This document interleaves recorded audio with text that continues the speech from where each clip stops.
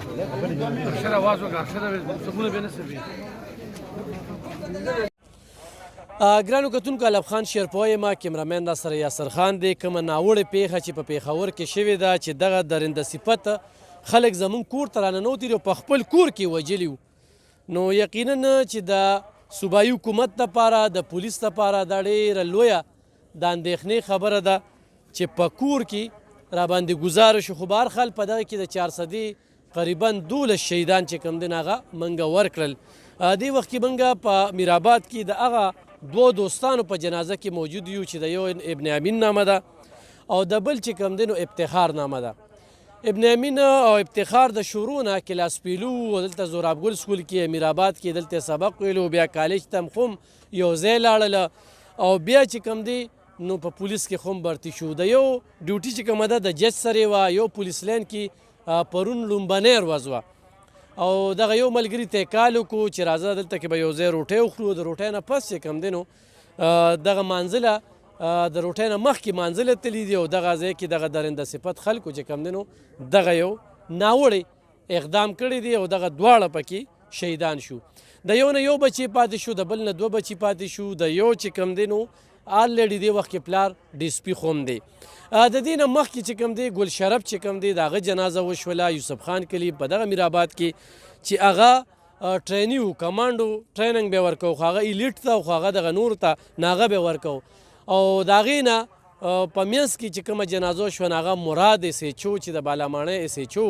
او هغه خورو ته وسپارلی شو 4 زامنو او 2 ماشومان جینکې ده دغه درنده صفت خلکو په وجه باندې یتیمان پاتې شو تاسو ګورئ چې د دې د ګلالي بچي د دغه ماشومانو یا د دغه شهیدانو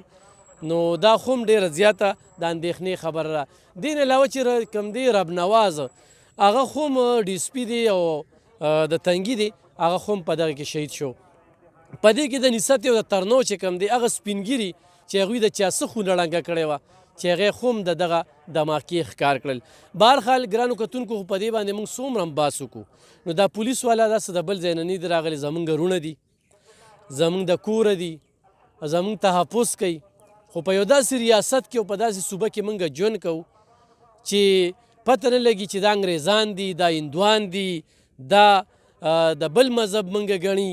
چې موږ پښتون چې کوم دی هغه مسلسل چې کوم دی هغه ټارګټ کوي او منګه وجني په بې دردۍ سره بهرحال د شهادت مرد الله پاک موږ ټولو له راکړي او دا داسې شهادت دی چې الله سره خبرې کولې ډایرکټ چې کوم دی الله سره په مانځه کې یو کله مولانا چې الله اکبر وایي نو دغه درنده صفت انسان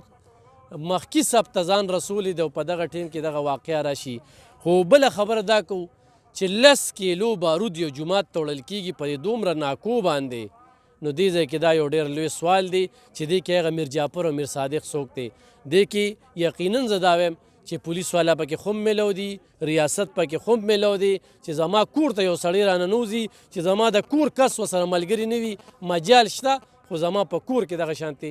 اټیک وشي دا یو داسې حمله شوې ده لکه دا جنازه ده خو جنازه کې وشي نو 6 لارې دي پار اړخ سړی راتلی شي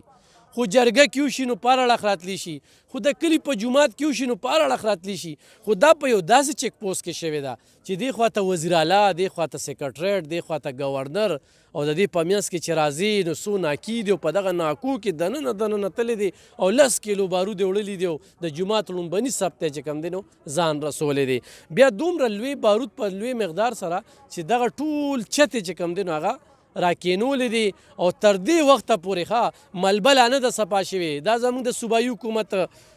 کردار دی دلته کې چې افت راشي نو موږ راویښ شو جمعه چې تېره شي خبره روکه شي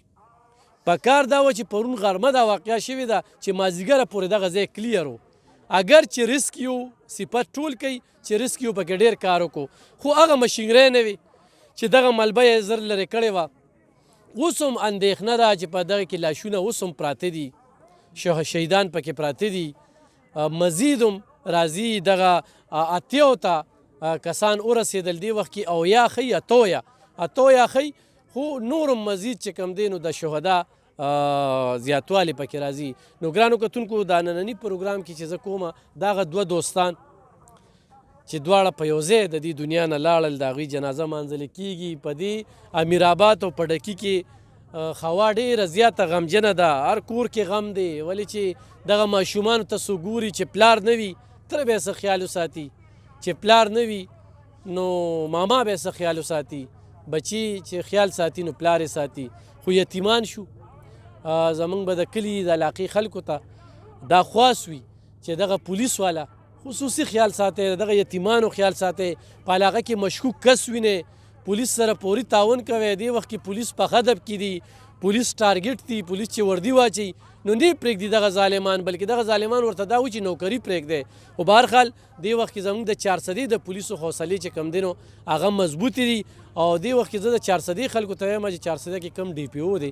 نو تکړه سړی دی، ستاینه یې کوو،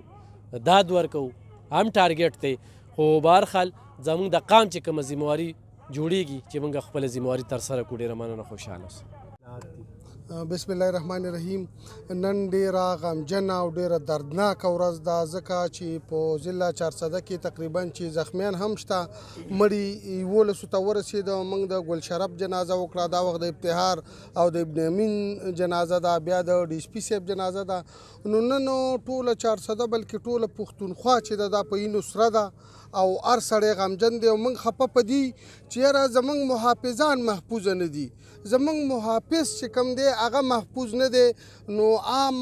خلک به څه دغه وکړي چې یاره هغوی محفوظ شي. نو څوک بیانونه ورکوي چې یاره دا په سرکاري ګاډي کې تللی و، څوک وایي دا چل دی او هغه چل دی. مکمل شفاف انکوایري دې وشي، د اوسه پورې چې څه شوي دي هغه شوي دي. خو قام ته دې څه وړاندې کړي چې یاره دا خلک دا غریبانان په څه باندې مړه شو، د دوی بچي یتیمانان پاتې شو، د دوی میندې چې دی دا جړېدلې پاتې شوې، د دوی ګناه څه وه.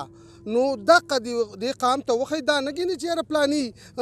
ذمهواري قبوله کړه. ته څه دپاره چې هغه بیا ذمهواري قبلوي او دا څوک چې ذمهواري قبلوي دا ټلیفون چاته کوي چې ما یې ذمهواري قبوله کړه. نو ولس په دې باندې اوس پوهه دی او څو پورې چې ولس نه یې راپاڅېدلی. زموږ د محافظانو دغه حال دی چې هغوی چې ماښام شي هغوی ته دا اډري چې یاره تاسو خپلې چوکۍ او خپلې تاڼې وساتئ. نو د قام به څه کوي؟ قام به په خپله آیا حفاظت کوي یا د دوی له اجازت ورکړي چې تاسو خپل حفاظت وکړئ. خو دا کم کار چې را روان دی څو پورې چې ولس نه یې راپاڅېدلی او یو ولسي پاڅون نه یې شوی، نو زما په خیال چې دا قصې نه ختمیږي. نو موږ ډېر زیات خفه په دې باندې، ډېر غمجن یو، ټوله علاقه په دې باندې ډېره زیاته خفه ده. او موږ دا غواړو چې یاره د دې شفاف انکوایري وشي او د دې معلومات وشي او کوم افسرانو نه چې کوتاهي شوې ده په پېښور کې هغه د فوراً ډسمس کړی شي، ځکه چې په سوونو خلک چې دی په دې کې مړه شو او د دې پته ونه لګېده او د دې نه د تپوس څوک نشته. نو موږ وایو چې د دې تپوس دې وکړی شي. پښتنو وینه بیږي چې کله د ملک حالات خراب شي نو لومړی قرباني به کې څوک ورکوي او زموږ پښتانه ورکوي. د دې قربانۍ دپاره صرف زموږ دا پښتانه څاروي جوړ شوي دي چې دوی به دا وینه ورکوي، بل څوک نشته. آیا دا کم حالات جوړ دی؟ هر پیړ ته وګوره په نقصان طرف ته روان دي، مړي، جوبلې، یو داسې یو حساس سیکیورټي ځای چې کوم ځای کې خلک هلته ډېر په آرام سره زندگی تیروي، لکه سیکیورټي ایریا ده، هلته دا حالات دی. یو غریب عوام بس حالات دي، څوک کوي دا؟ آیا زموږ حکمرانان اوده دي؟ په کم تاخ کې ناست دي په سوچ کې؟ دا ډېر غلط کار دی. زموږ د ملک څه چې کوم کېږي، زموږ د نړۍ څه چې کېږي، او خاص کار پښتون څه چې کوم کېږي، دا ډېر غلط کار دی. او زموږ حکمرانان په تقسیم باندې دي، په خپلو تقسیمو کې لګیا دي، عوام شته نه. خو دا زموږ د عوامو غلطي ده چې موږ داسې حکمرانان مخکې کړي چې هغوی خپل ځان موړ نه کړو. نو زموږ به څه خیال وساتي؟ نو موږ له پکار دي چې خپل سوچ او د خپل ازادۍ دپاره په خپله رامخکې شو. تر هغې پورې موږ نه شو ازادۍ تر څو چې موږ خپله سوچ بدل کړی نه، او تر څو به موږ د دې خلکو پسې وروسته ځو او دقه شان به غرق او تباه ګرځو. لکه نن چې زما د خاورې زما یو دوه ملګري، د هغه یو ورور چې ابتهار دی، بل ملګری دی ورور دی ابن امین دی، خو د ده بل یو زوین دی شکیل نوم یې ما سره سکاوټ ټریننګ کې شهید شوی و. هغه هم سکاوټ مطلب دا د خلکو د خیر ښېګړې کار دپاره دا 2 شهیدان ورکړه دی پلار او ورسره ابن امین. دا ولې دا داسې ورکولی کېږي؟ د دې به څه تپوس نه څوک کوي دا؟ 15 کاله کې څوک لګیا دي دا کوي؟